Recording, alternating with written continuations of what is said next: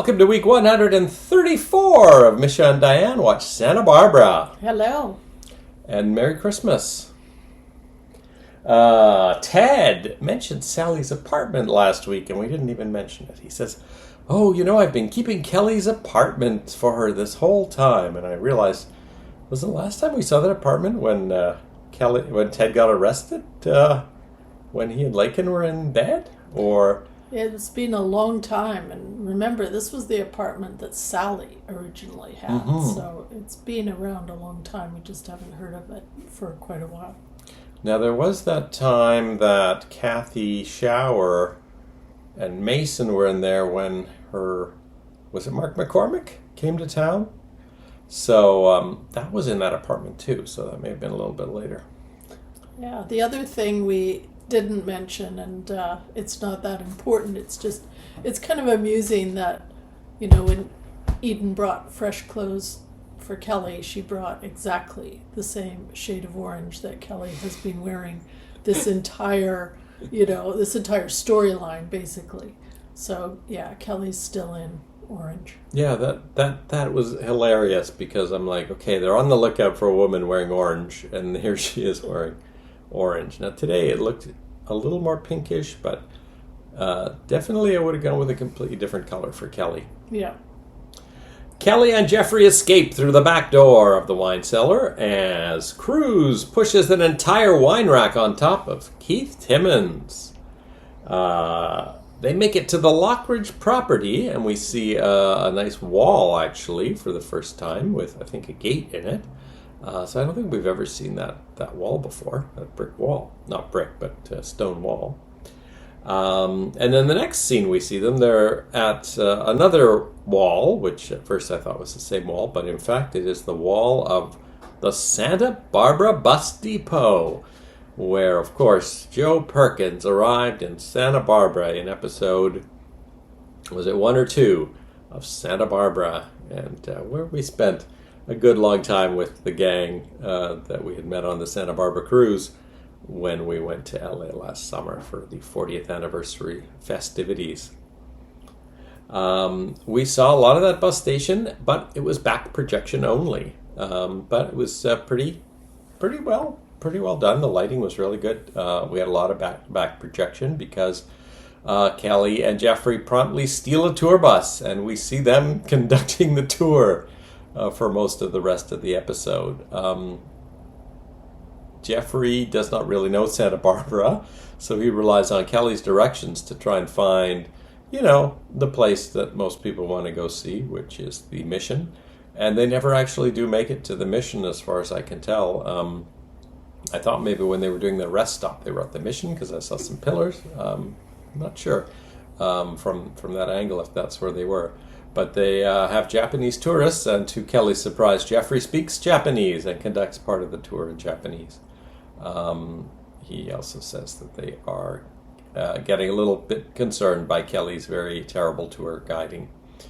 Yeah, and actually, if you've been to Santa Barbara, we've been several times, the Mission and the courthouse are two of the most prominent features in the area. Mm-hmm. So it actually doesn't speak that well of her sense of direction, that having grown up there, she wouldn't be able to immediately get the tour bus there. Yeah, Jeffrey makes fun of her for not knowing where the single most popular tour location is.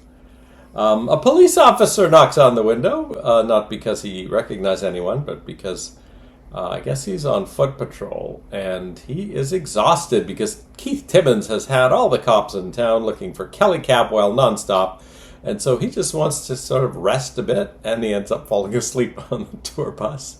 At one point, Kelly just decides they really can't, let things continue this way, so they go to a rest stop. Everyone gets off, the police officer gets off, and so do Kelly and Jeffrey. So I don't know,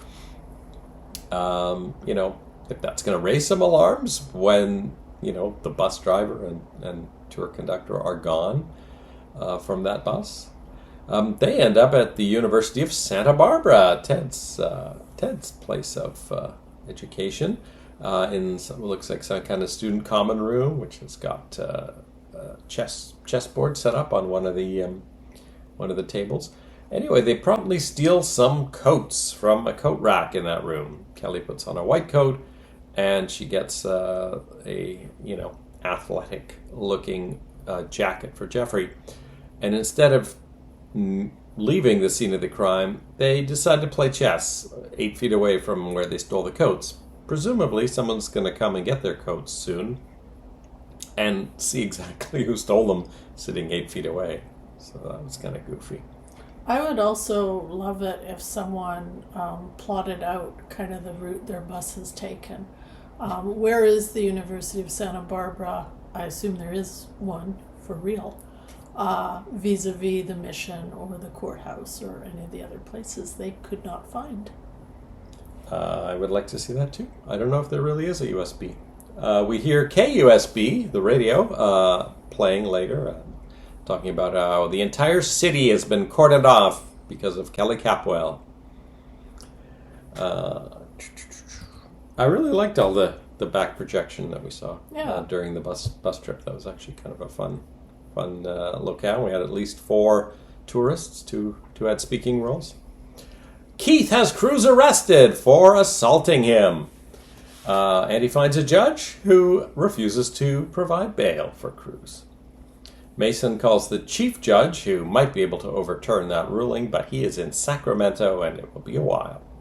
So we see Cruz several times as people visit him in the visiting room at the jail, and it looks suspiciously exactly like the visiting room at the men's prison in Chino, where Gus was a few months ago. It's shot from a slightly different angle, and it's white. I don't remember if it was white. The one in Chino was white, but clearly they're using the same set, and even have the prisoner on the same side of the glass, the left side, while the visitor is on the right. Eden has a brilliant idea. She tells Keith that she's the one who knocked over the giant rack of Bordeaux on top of him. Cece was a little concerned about his expensive Bordeaux being pushed over. Keith doesn't buy it. I would think in either case, though, they could make a pretty good case that it was an accident. Yeah. In the heat of the moment. So I'm not quite sure, why this has become such a hardcore thing. Mm-hmm. Well, Keith says, I've got a victim statement and a witness statement, and they're both me. So I don't know what the other 2 uniformed officers that were with Keith saw. That'll be interesting. So, yeah, Keith is staying behind bars. Keith doesn't buy Eden's story and says basically his idea is that he's going to destroy Cruz's career just the way Cruz decided to destroy his. So I think he's going to be going after full speed after Cruz.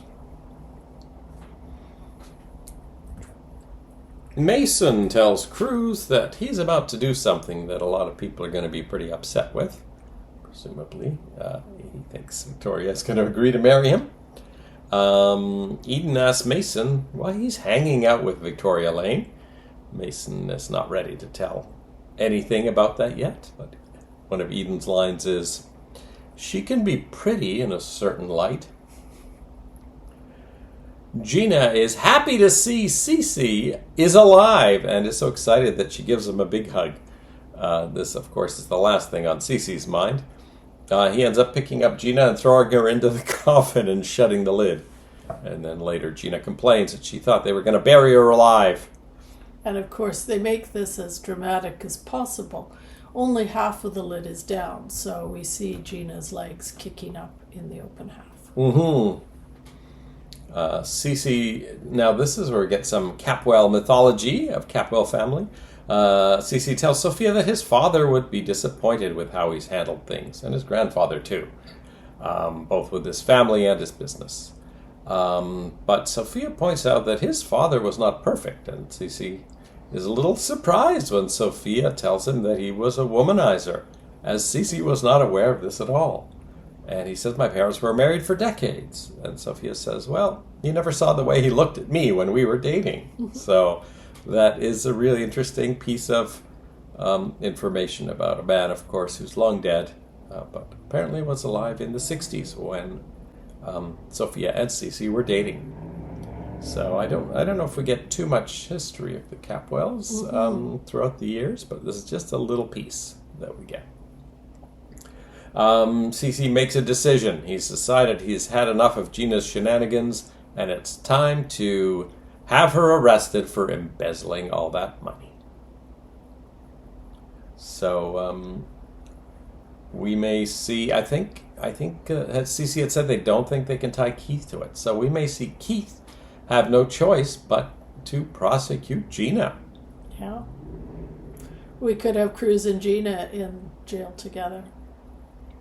I mean, I hope it's not one of those things where they agree to swap Gina's freedom for Cruz's, and once again, Gina gets off scot-free for everything. Well, especially since, as I've already said, I don't think they have a really great case for Cruz deliberately pushing the wine rack over on Keith. Mm-hmm. I mean, he probably did, but, it could be argued very persuasively that it was an accident in all the mayhem. Mm-hmm. Mm-hmm. Yeah, all the shouting of Keith's making pandemonium. Mm-hmm. Well, let's see how long Jeffrey and Kelly hang out at USB. Well, they run into Ted there. They've hidden out at his place of work and not run into Ted. Now they're hiding at his place of education. It's February, so classes would be in session. That is it for this Monday episode. So we'll see what exciting adventures Jeffrey and Kelly go on this week, and if any of our people end up in jail or out of jail. We'll be back after we watch episode 650. Wow, the big milestone episode of Santa Barbara. We'll see you then. Bye-bye. Bye-bye.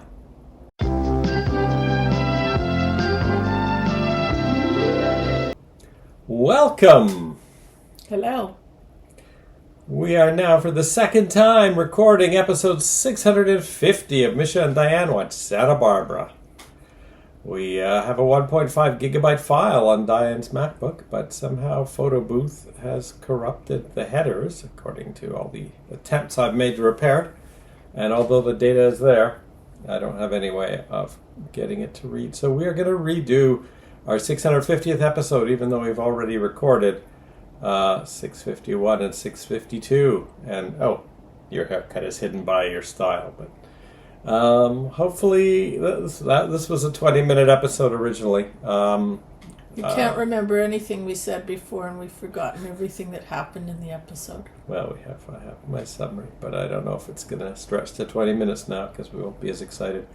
All right, this episode originally aired Tuesday, February 17th, 1987. Cece tells Sophia about all the money that he offered Mason to marry Victoria, and Sophia is very angry with him. And one thing she points out is that it's not just money that makes Mason tick, because he's known about the codicil of the will and he's been offered money before to marry someone, and he's never done it. Mm-hmm. I don't know if it was this episode or one of the future ones, where Sophia says, he could have married some debutante years ago if he wanted that money. Yeah. The money from Emmett's will. And then I have a note here, Mason apartment. So I think this is Mason's apartment that we're in. But there was a question mark about that because of something that happened later. But I think it's Mason's apartment. Victoria agrees that she overreacted at the hospital, which is what we suspected would happen. Mm-hmm. But she gives Mason his ring back, and he says, "Oh, well, I understand." And she says, No, give it back to me. And then she says she will marry him. So Julia better move quick. Pearl overhears Mason ordering some baby things for Johnny via Santana, but thinks that it is stuff for Julia's baby. So he sits down with Julia and says, "Oh, I guess you told Mason." And Julia says, "No, I haven't told Mason." He says, "Oh, what are you going to tell him once you start looking like a beach ball?" But he starts to think over, well, what baby could Mason be buying things for? And that assumes it's Victoria's baby. And kind of mutters to himself. And Julia's like, what are you talking about? She understands that he knows something that he's not saying. But what it is, he does not let on. So I wonder how long this information is going to be hidden from the world that Victoria's pregnant. And Pearl is rocking a bit of a Miami Vice look this episode. He's got the turquoise colored t-shirt and the white sport jacket over top. Yep, 1987. Mason finds out that Julia is interviewing with another law firm. I was kind of thinking, like, why she just decided not to take that previous job that she was offered, but now she's interviewing with another one? Like, what was the point of that, really? Mm-hmm, mm-hmm. When Julia returns from her successful interview, Pearl hands her a gift, which has a note from Mason congratulating her, saying, "I knew all along you would get this job," and it's a bottle of champagne. So this is why I was a little unclear about if they were in Mason's apartment, because a red-coated bellboy from the hotel, the Capwell Hotel, is bringing dinner, or has set up dinner in Mason's living room for his celebration. And so I thought, oh, has he rented a room in the hotel? But then I realized later, no, that must be Mason's place, because Julia shows up there and she wouldn't know that he was at the hotel. So I think he's just utilizing his sister's staff, or his dad's staff, and his name is a Capwell, to get people to bring food to his house for him from the Capwell Hotel. Mm-hmm. Julia shows up and assumes the dinner is for her, because Mason's note had said, pending a proper celebration at a later date. So she is overwhelmed by Mason's gesture and is about to tell him about the baby when Victoria arrives, and it's clear the dinner is for her. Yeah, Victoria's all dressed up in a beautiful gown, so, obviously she's treating this as a formal romantic dinner. Mm-hmm. Mm-hmm. And the first words out of her mouth are, "Oh, sorry, I'm late." So Victoria then announces to Julia that she and Mason are getting married. So I think this double whammy really overwhelms Julia. She runs out and starts crying once she's out of sight of Mason and Victoria. Up at Arrowhead, Lionel finds Alice at a cafe. She tells him that Caroline is her mother. He says he knew that. And she says, "Did you also know that she knew about me being in the hospital and just left me there?" And Lionel is sure that it's some sort of mistake, that she's misheard something, but Alice says, no, Carolyn admitted it. So Lionel confronts Carolyn at the cabin. And Lionel says, "Jane tried to warn me." And Carolyn says, "So did I." Mm-hmm. And then Gus tells him that it's time to leave, as he's, Lionel's getting more and more agitated with Caroline. And I think he's a little bit annoyed that Gus is there too, because he ignores Gus for a couple of times. But at this point, he gets so upset with Gus that he punches him. And Gus, instinctively raises his fist. You can see he's got a huge arm, Yeah, a long reach. He could probably do some damage to Lionel as a former boxer. But between thinking the better of it and Carolyn yelling "don't," he does not hit Lionel, which is good. After they've gotten rid of Lionel, Gus tries to kiss Carolyn, but she thinks it would be a bad idea. So I'm thinking, that this is a potential triangle: Gus and Lionel and Caroline. If Lionel's angry with Caroline for a while. Yeah, it really depends how outraged Lionel is about Carolyn's past behavior. It's possible that maybe Jane will kind of soften his attitude a little as her own attitude has been softened, but right now it seems like they're pretty irreconcilable towards each other. Mm-hmm. Carolyn finds Alice at the cafe, but Alice won't talk to her. And then Lionel says, I think it would be a good idea if you didn't try to see either of us again. And then Alice heads back to Santa Barbara with Lionel. So I wonder if Alice is going to be upset with Gus, too, and move back in with Lionel. I think that might be a possibility because Gus was very much kind of defending Carolyn in this. So we've got this weird dynamic where it was Alice and Gus against the world, and now Gus is kind of moving over to Carolyn a bit more, and Alice is moving towards Lionel. Yeah, I think it was clear to Alice that Gus knew this information. Yes, she definitely was blaming both of her parents for this situation. Mm-hmm. So will that, being pushed away by Alice, bring Gus and Carolyn closer together? That's possible. Gina compliments Sophia on her acting at the hospital, and then asks Sophia how much acting does she do in bed with Cece. Cece asks his banker to review his accounts. He knows that Gina's embezzlement will be discovered and the bank will report it. I think this is to give him a bit of an arm's length from the whole scheme so that the bank detects it and reports it. Mm-hmm. Now, as revenge for Keith having rebuked her ideas of marriage, Gina donates $20,000 of Cece's money to Keith's re-election campaign, thereby making him an accomplice to the embezzlement. And Keith is horrified by this. He gets his computer guy, who's wearing a black shirt and a white tie, computer guy of the 80s look, and he confirms that whoever has given him this donation has also put several other donations into his account, over $100,000. This C.C. Capwell must really like you. And then Keith says, "Oh, these are from his wife." And then the guy goes, "Oh, the one you had in the basement?" Mm-hmm.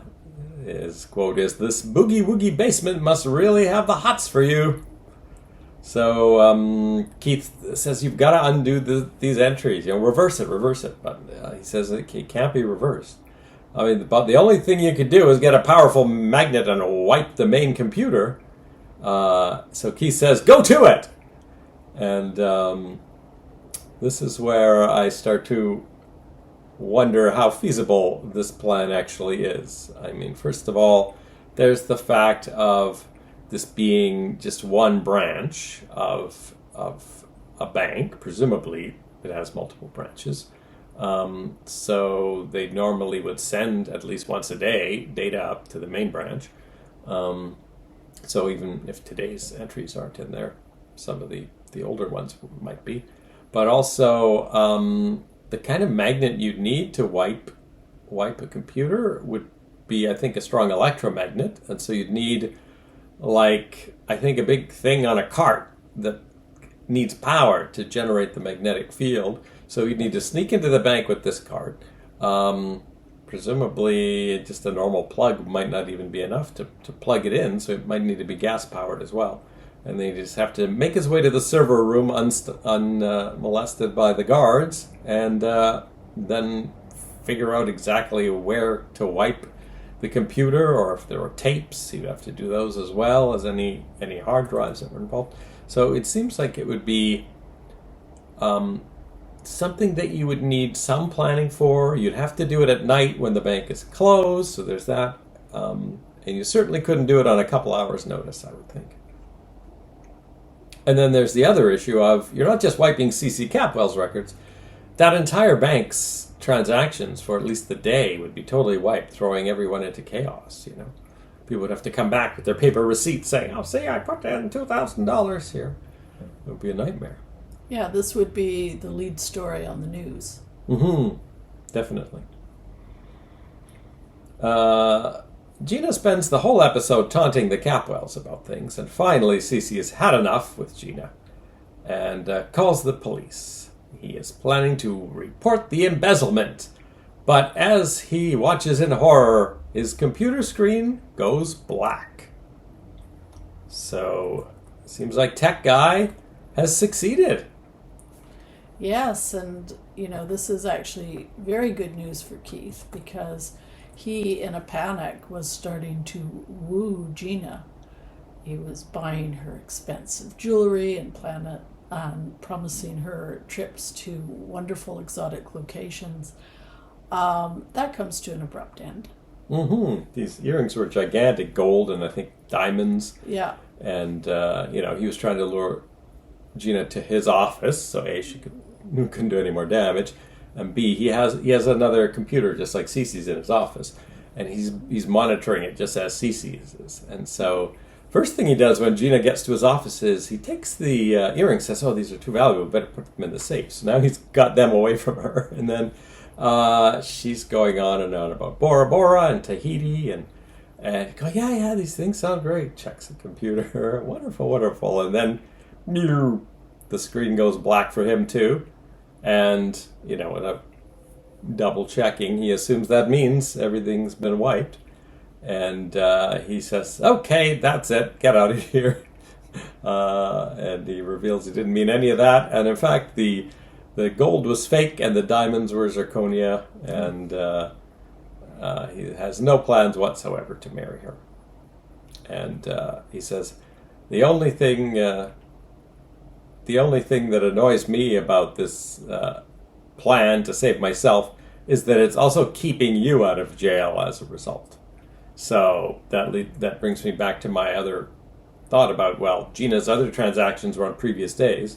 They would have been backed up or at least transferred to another computer by then. So I feel like that's not quite realistic unless we're imagining a single bank branch, but that is wealthy enough to be able to provide computer terminals to its biggest customers. I think we have to assume that the writing staff of the Santa Barbara soap opera maybe did not include a lot of software developers. That could be. It could be. I guess everyone knows magnets will wipe out electromagnetic tape, so it's just a matter of... There was an episode of Life with Lucy where she took a fridge magnet and put it on the side of her computer monitor, and the computer went haywire and things started shooting out of the printer. So I feel like that's probably the level that most writers think they're doing. And this is technically a comedic storyline, just anytime Gina and Keith are involved. So I guess maybe they have some leeway if something is being played for laughs.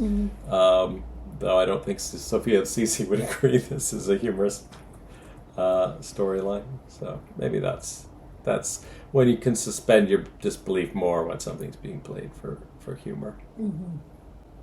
Well, that's our second attempt at episode 650. This is the first time we've actually recorded an episode after having already recorded 2 future ones. I suppose if we do ever uncorrupt the original try with this episode, we might post it as a... Yeah, I mean, we have your sound check, so I'll drop that in so they can see what you were wearing there.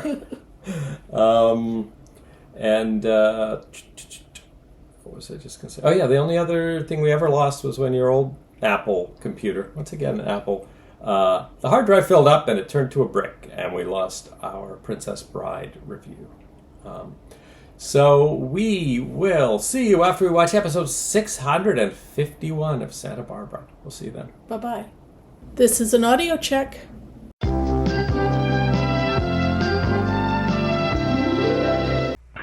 Well, Sophia, if you put Cruz and Eden at one end of the love spectrum and Dad and Gina at the other, I'd say Victoria and I fall somewhere in between.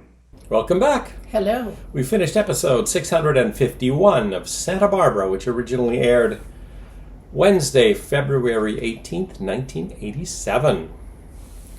And Cece gives Keith a bribe. He gives him a check in order to have Cruz released. Now, I don't know if he's just released on bail or if Keith has entirely dropped the charges, but we see Cruz let out, and Keith tells him he's suspended. So that makes me think maybe he is just dropped the charges completely. Cruz tells Keith he quits, which Eden isn't entirely on board with. Mm-hmm. Mason tells Cece the good news about marrying Victoria. He once again rejects Cece's offer of money, saying he's making him feel like one of Ginger's girls. Mm-hmm. So we have another reference to Ginger, who, of course, we haven't seen in years and we'll never see again. She's being kept on the canvas. Sophia wants to make sure that he loves Victoria, and he says, well, if you put Cruz and Eden at one end of the love spectrum and Dad and Gina on the other, we fall somewhere in between. He asks Cece to have a family dinner tonight so he can announce the engagement. Cruz and Eden try to get out of it, but Mason insists that they should be there. So I think someone says, let's try and make it only a wedding announcement and not a birth announcement too. Mm-hmm. Santana gives Brandon a periscope. I don't think it's his birthday or any holiday, but it's a pretty big periscope. Gina is annoyed to find Santana has once again visited Brandon and talks about trying to have that shut down forever. Mm-hmm. That's an interesting thing when this whole thing falls apart with the tape. Will Gina be able to stop Cece from having custody switched back to Santana? Mm-hmm. Mm-hmm. She tells him Brick has a child you could play mother to. Cece talks to the bank and finds that the entire Capwell file is deleted. I doubt that that tech guy could have just targeted only Cece's files. There must be a much bigger disruption at the bank there. I would think a news level disruption. Mm-hmm. Cece is not too worried because he's certain Gina will steal more. Gina tells Keith that her account is back to $17.30 because of all the stuff she's bought. He urges her not to steal any more money because Cece is going to find a way to stick her in San Quentin. That's where Joe Perkins was. Gina starts to do another fund transfer, but then has a fantasy about being locked up in jail and visited one at a time by the Capwells and taunted. Keith shows up to taunt her, but I think she kicks him out of the fantasy. So she changes her mind and does not embezzle any money. So could this be how Gina gets out of it? However, Cece's plan is not complete because he makes sure that Gina overhears him talking to Sophia about this must-buy stock, Acme, that is guaranteed to turn $10,000 into $100,000 overnight. So Gina reads the prospectus that Cece has cleverly left lying around, and she can't resist it. So she goes into the study to transfer funds. Cece is trying to monitor Gina on what's now a laptop computer, not the one that they had set up in Sophia's place. But it's not getting the signal. He can't tell what Gina is doing. So he says, Brandon, do you want to play with this computer? I will swap you for your periscope. And we see Cece outside in the dirt underneath the window to the study, and he is spying on Gina as she embezzles more money from him. So I think Gina may be in trouble. I mean, this may be how they get Kelly out. They swap Gina's freedom for the tape. Yeah, I think she should have listened to Keith on this one. Mm-hmm. And now he's in the clear because there's nothing tied to him at this point. But maybe Cece will. We've been seeing Santana a lot lately. I'm wondering if this will be Santana's finally gets Brandon. And it's the one outstanding thing from the pilot. Mm-hmm. A, Santana wants her son, and B, that Brandon doesn't know Santana is his mother. So it'd be interesting. That's been almost 3 years. They've managed to keep that from being revealed. And Santana has Brick's support. That'll maybe weigh in a little bit. Cece likes Brick, and of course Brick is Sophia's son. So that may prove to be a bit of a factor too, especially Santana's with Brick a lot, so it's not really clarified what their relationship is, but they're definitely close. Mm-hmm. Jeffrey apparently has a handcuff around his left wrist. I feel like that may have been from when they were in the wine room.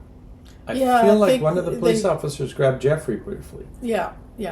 And I hadn't realized that, before they managed to make their escape, that Jeffrey had gotten one handcuff on his left wrist, which explains why he was, hiding it yesterday from that security guard, and I guess why he was driving that bus with one hand. So they just, if you're hanging out at a university, which we know for sure now is USB because they've said the name, obviously one way to hide out is just to hang out at the back of a classroom, and that's what they do. Unfortunately, it is a music class that is doing auditions for 5 scholarships, and so the professor does notice those couple of extra people and asks who they are, and Jeffrey makes up the name Ben Braddock and blames the computer for not having them on the class list yet because they just signed up, and everyone takes that as a reasonable answer.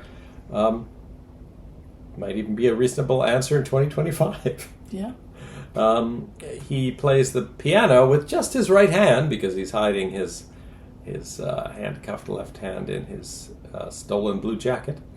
And his right-handed performance piece is enough to get him a scholarship, which leads to some discussions throughout this episode about where he went to school. And I don't know if he gets free, if they're going to try and send him to this class. I don't know. And coincidentally, while he's playing, and of course he does a marvelous job, the instructor mentions that he's like Ravel, who's a very famous French composer who had lost an arm in World War I, and so all of his piano compositions are for one hand only. And we know that because we actually just happened to come back from a Ravel concert a couple of weeks ago. That we did, and we saw a one-handed performance. Now it's Kelly's turn, and she cleverly pretends to be Elaine Robinson, a singer who has laryngitis. And she's so upset by the fact that she can't do her audition that she runs out. So a very believable thing, and nothing that they've done has made anyone suspicious about their appearance here. So they've, I think they're going to be able to stay under the radar if they keep doing things like that. Now Kelly has changed. She is no longer wearing orange in any form. She has put on a dress. It is actually a fairly distinctive dress. Mm-hmm. So between the brilliant electric blue jacket she's got Jeffrey in, and this very, it's got quite a striking pattern dress that she's in. They're actually quite easy to spot. Yeah, and I think she said she stole it from the swimming pool. So someone's going to come out of the pool and their clothes are going to be missing from their locker. Yeah. I mean, maybe they'll get that orangey pink shirt in exchange, but that's now 3 clothing thefts that must be, reported to someone. It looks like she doesn't have that jacket either, so she's probably left that in the locker at the pool. Now they're starving, so Jeffrey signs Kelly up for a blood drive so they can get free donuts and coffee. There's some wackiness there. Next, they sit in on an art class focusing on human sexuality in art. And this class starts giving them thoughts about each other, as far as I can tell. And Jeffrey puts his hand on Kelly's. Later, they hang out in an area with a jukebox, and Jeffrey puts on I Can't Help Falling in Love with You, and they start to dance. Now, we should say Kelly was pretty blown away by Jeffrey's audition performance as well, so it kind of warmed her up a little bit with that. I'm feeling like he wouldn't be making these kind of moves on her if he was her full brother. Mm-hmm. Yes, I think if Pamela is his mother, that would make him Mason's half brother then, because if Cece's not his father, yeah.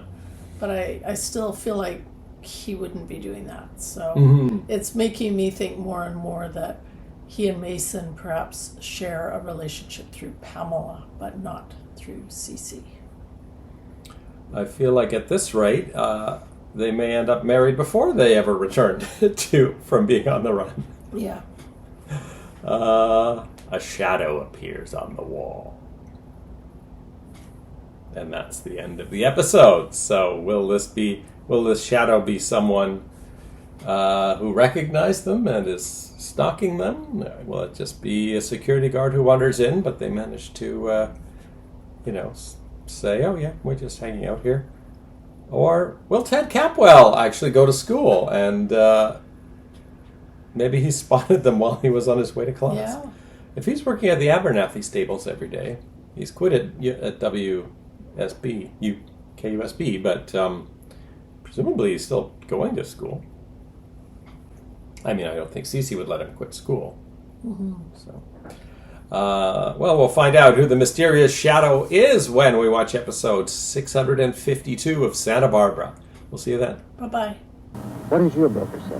Well, my broker is E.F. Hutton, and E.F. Hutton says, when E.F. Hutton talks, people listen. I've got a hot tip that's going to make us a fortune. What company? I'm not going to tell you. You'll just take the tip and you'll invest in it yourself. You know, unlike a certain Mr. Hutton, when you talk, nobody listens.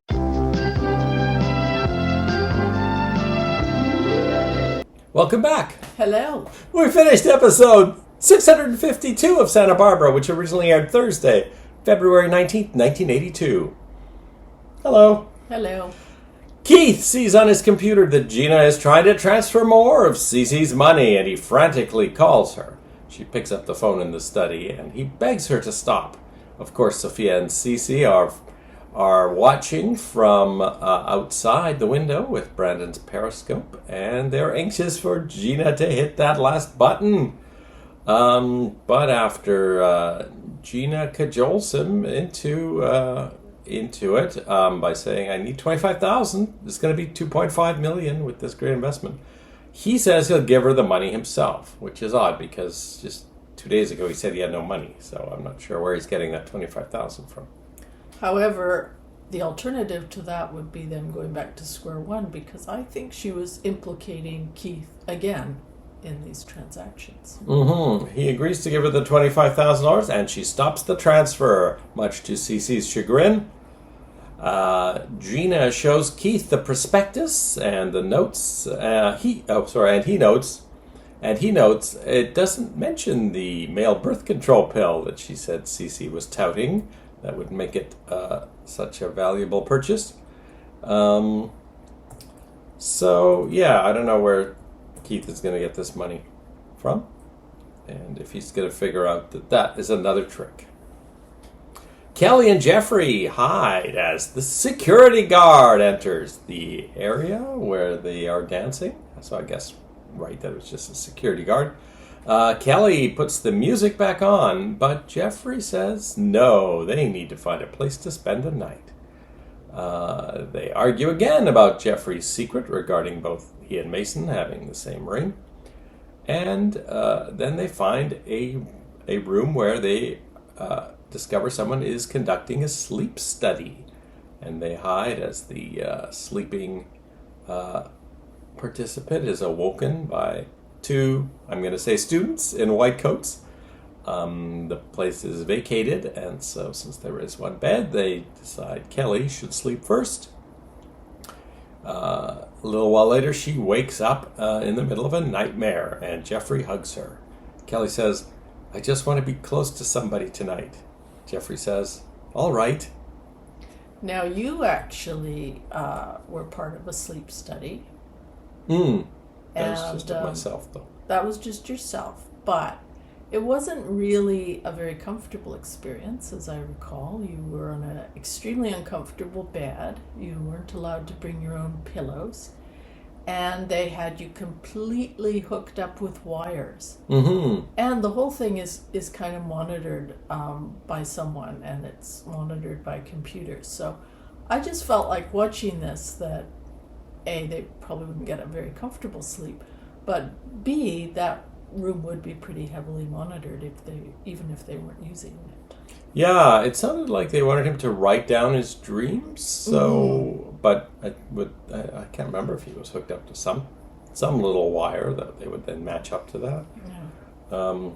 You kind of don't need white coats if a guy's just writing down his dreams. Yeah. A group of police officers loyal to Cruz, and not Keith, have hidden one of the Japanese tourists who came forward about Kelly, and they stashed him at Johnny's so that Cruz can question him without Keith's prying eyes. So that's kind of interesting now. Cruz has, Keith having enemies is not a surprise, but that some officers are willing to put their careers on the line for Cruz to do his own little private research is actually quite interesting. Mm-hmm. Cruz finds out that Kelly and Jeffrey got off that bus near the University of Santa Barbara. And so he heads over there. And as he's standing in front of a Corey Hart poster, Keith Timmons comes up behind him and says he knows all about Kelly and Jeffrey getting off that bus. So they are now skulking around USB together. Hopefully Cruz will find Kelly and Jeffrey before Keith does. Eden congratulates Julia on her job, and Julia accidentally reveals that Victoria is marrying Mason. It's not really accidental, she just assumed Eden knew about it. And Julia lets Lionel know the same news, and Lionel says she needs to give up her fantasies about marrying Mason. And she says to Lionel, I don't want anybody else. It takes a long time for Julia to fall for someone, so I could see with all the overhead of finding someone new. But she's sort of said that several times now with wildly inappropriate men, so Yeah. it's kind of par for the course as well. Victoria discovers she's expected to meet the Capwell family tonight, including Cruz and Eden. Victoria has a somewhat awkward conversation with Sophia and Cece when she arrives while they're waiting for the rest of the family. I think they talked about Ted and Haley not being available, but they are waiting for Cruz and Eden.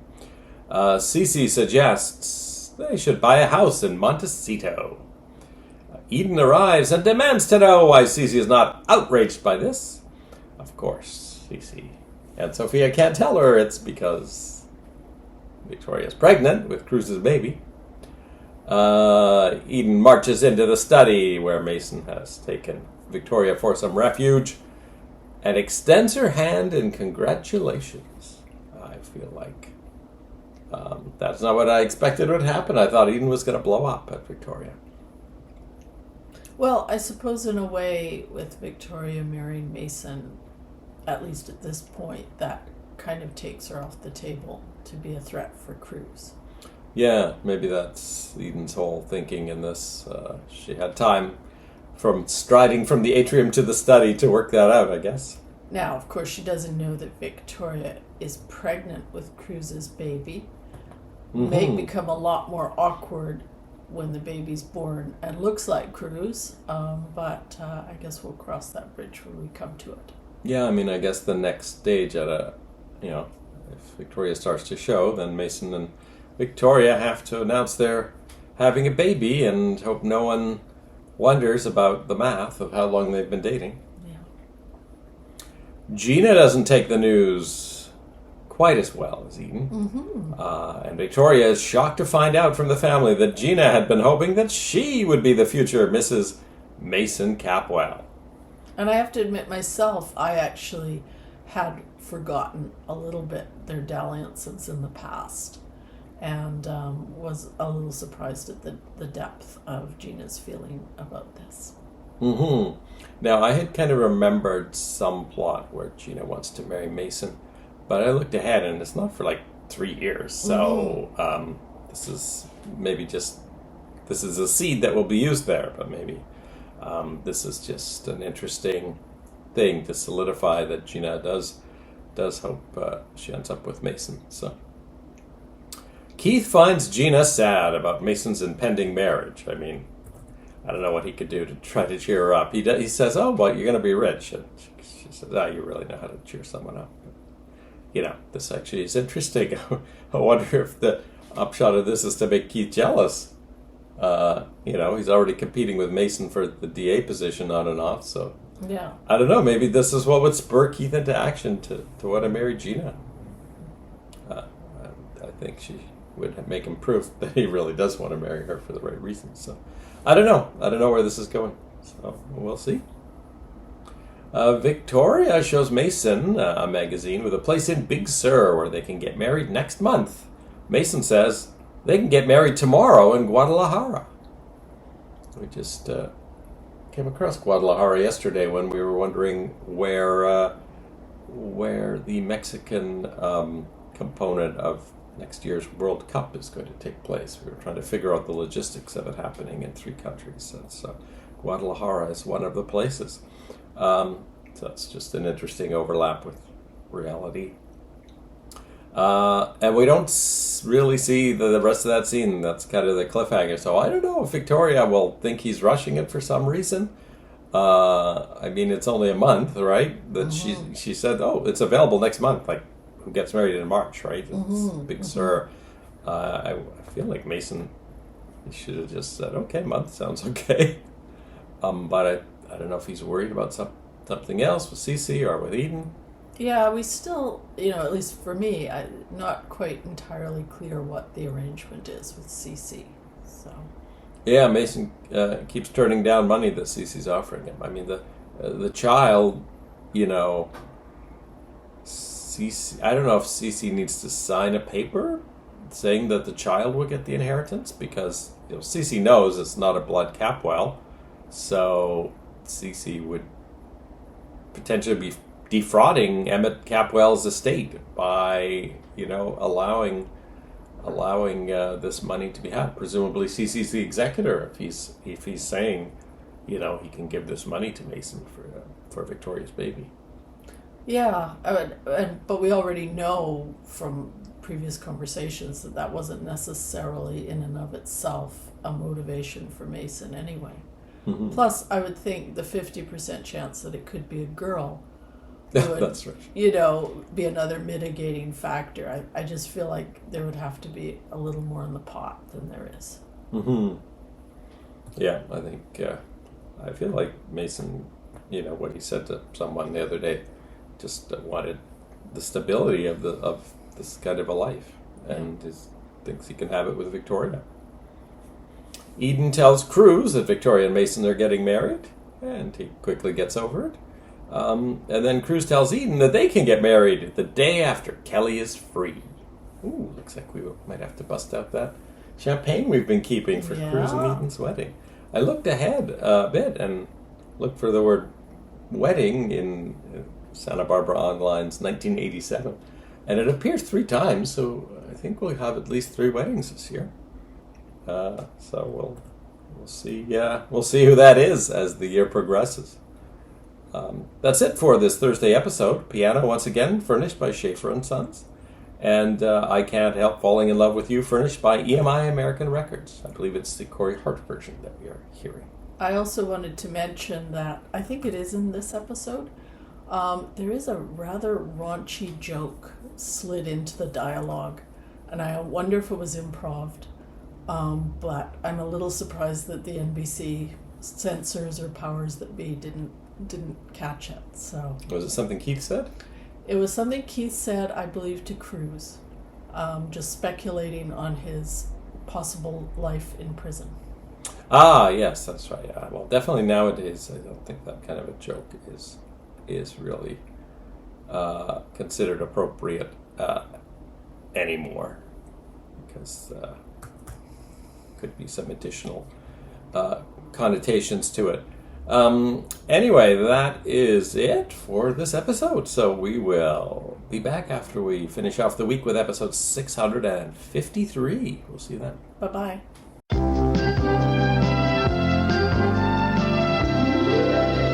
Welcome back! Hello. We finished episode 653 of Santa Barbara, which originally aired Friday, February 20th, 1987.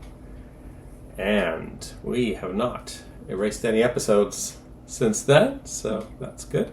Ted tells Cruz and Eden that Keith has put wanted posters up all over the University of Santa Barbara. Cruz thinks that maybe USB students won't be as attentive to things like wanted posters because they're busy. So he thinks that may be a good place for them to blend in. Mm-hmm. Clint Howard is our special guest star of the day. He's the brother of Ron Howard and the son of, is it Rance Howard? Is that his name? Clint Howard appears and demands to know what Kelly and Jeffrey are doing in the sleep lab. They say, oh, we're the newest participants. And they say, oh, well then of course you need to give me your dreams. So Jeffrey says that he dreamed of a girl with blonde hair who wouldn't listen to him. And Kelly says she dreamed of a man who came to rescue her from a castle in Cornwall, but he kept pushing her away because he wanted to remain a mystery. With wanted posters all over the campus now, a man recognizes them and tells the guards. They hide and hear Cruz and Eden in the hallway talking to the police officers that Keith has patrolling. But Jeffrey won't let Kelly open the door even when the police officers have walked away, saying it's too risky. Keith has people everywhere. Cruz and Eden disguise themselves in the uniforms of the USB guards, complete with shades, which I don't think are part of the standard uniform. So they'll be blending in with the guards in hopes of catching sight of Kelly and Jeffrey before someone else does. Jeffrey and Kelly sign up for a sensory deprivation study that requires an overnight stay. So they are happy to have a place to spend the night. They are put in 2 tanks of water and told to let their imaginations run wild. Their heads have little electrode things attached to them to register their brainwaves, presumably. Kelly and Jeffrey each have fantasies about each other, and eventually they open up their tanks, and Jeffrey gets out, and they kiss. Mm-hmm. So we must assume that C.C. Capwell is not Jeffrey's father. I think so. I think that is pretty clear. Mason whips together a wedding at City Hall because Guadalajara is just too far to get to, as he's got to work. Does he have a job? As the ceremony starts, Victoria tells him she can't go through with it. She needs the big wedding in Big Sur, surrounded by friends and family. Well, it was only a month away, so I don't think that's a huge thing, but yeah. Mason's 24-hour quickie wedding plan did not go through. No. Warren badgers Lionel to forgive Carolyn as he forgive Warren for what he did with robbing the casino, etc. But Lionel says some things are unforgivable. Jane spots a job that Carolyn would be good for at the University of Santa Barbara and takes her there for an interview. Carolyn gets the job as assistant to the chairman of fundraising. Lionel gives a lecture at the university and runs into Carolyn in the common room. She tells Lionel that when she got the call about Alice, she was living with an abusive man and considered herself one rung above being a whore, and she wasn't able to take care of Alice at that point in her life. Yeah, I think this is the strongest reasoning that she's given, which is actually quite sensible. Mm-hmm. Actually makes me more worried for Jane at that point then. Mm-hmm. She tells Lionel she hopes he forgives her someday, and he says she should focus on Alice forgiving her. So yeah, I think she's laid all her cards on the table there, and I think Lionel could forgive her between Jane and Warren cajoling him. Yeah, it's kind of interesting that everyone is converging on the university. They're getting lots of good use out of their university sets this week. Yeah, and I wonder if they've built all these sets. Maybe they're going to have more stuff happening at the university, which is kind of what I was hoping for when Ted first started going there and got the job at USB. Mm-hmm. I thought we would see more campus life. So presumably Ted's still going there. Haley mentions in this episode having to get to class or something. So she's going there. And we'll have Carolyn there. Lionel occasionally lecturing, presumably as the plot demands. Apparently Cruz and Eden are now doing security there. So. Yeah, I mean, presumably Kelly, Jeffrey, Cruz, and Eden won't constantly be going there unless, if they get this all sorted out.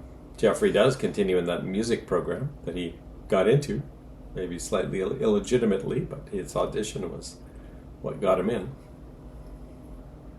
Jake says Haley's writing so well now that she can show the Capwells, but she says she needs a couple of more weeks to feel comfortable. Jake shows her a clipping of a for sale ad for a pony that he wants to get, but he can't afford it.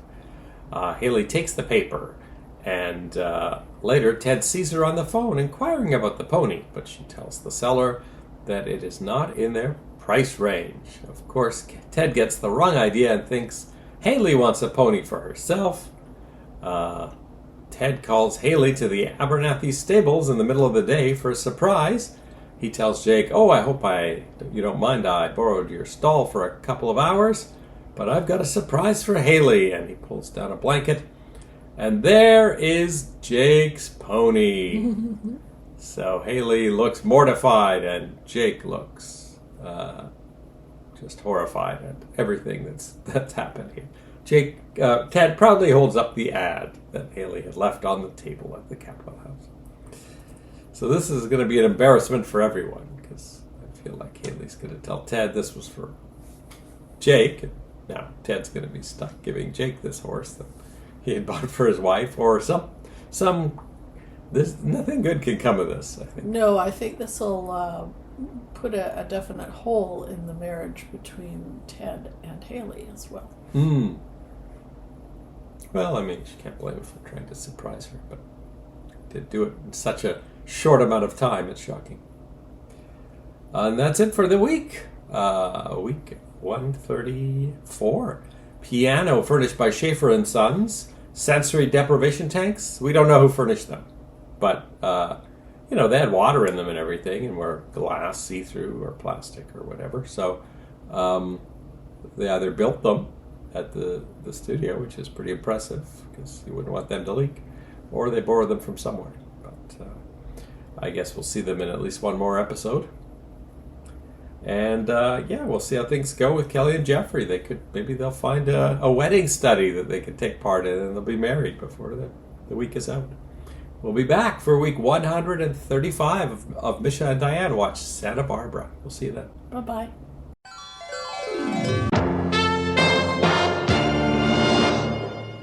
Granted, okay, she can be pretty. No. In a certain light. Come on, Eden.